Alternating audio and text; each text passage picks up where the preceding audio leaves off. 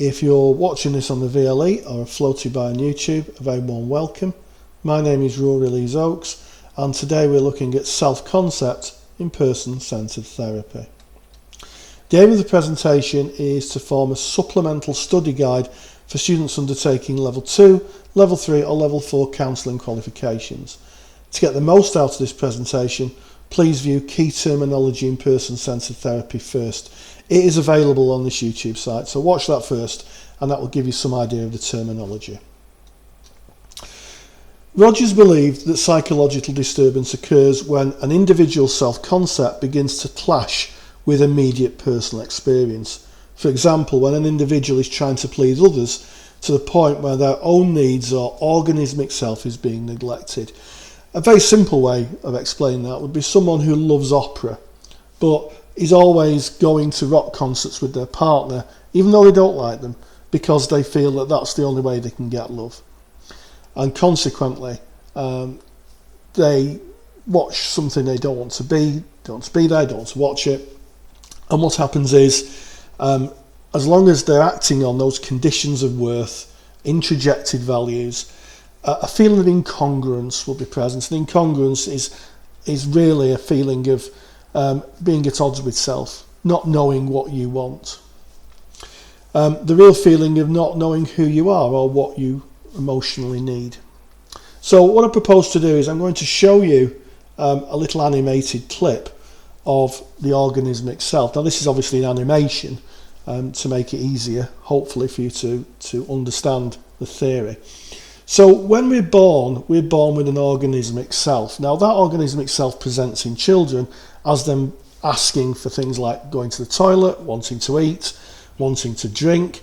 As we all know, children can be disarmingly honest. They may tell you if you've got a funny nose, or they may be kind of very straightforward if they don't believe what you say. But what happens is, as we get older, we have other people's views put on us, and it can start off with parents saying, "Don't say to that man he's got a funny nose," and it can end up with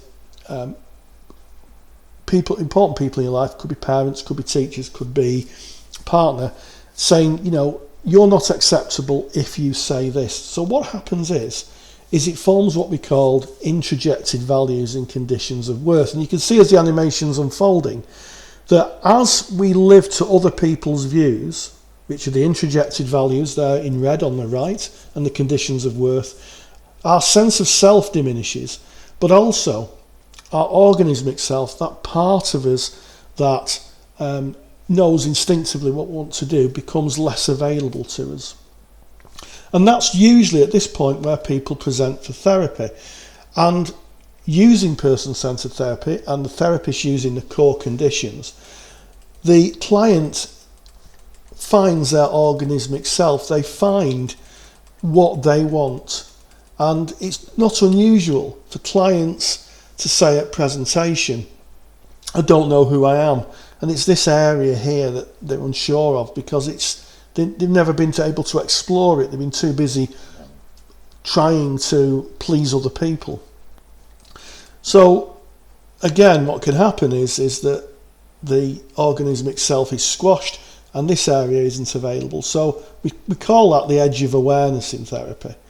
And as the therapy progresses, it's fair to say that the theory would tell us that as clients find out who they are, understand their own motivations and desire, the organismic self becomes more robust, it becomes more available. And as you can see, as it becomes more available, those introjected values and the conditions of worth start to fade, and also the sense of self here becomes a lot stronger, a lot more defined. Now, even in therapy, these two circles will probably never overlap completely. There'll always be, for clients, the notion of some introjected values and some conditions of worth. But if they're mostly working to their organismic self or their internal locus of evaluation, this idea that they're working on their own experience to gain an idea of what they want. So if we went back to the opera, somebody who was going to their organismic self would be saying, okay, I might go to a rock concert once in a while, but actually I want to go and watch opera.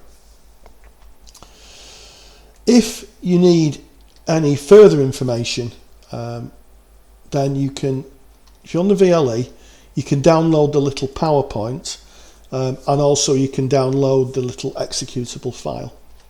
And finally, thank you for watching.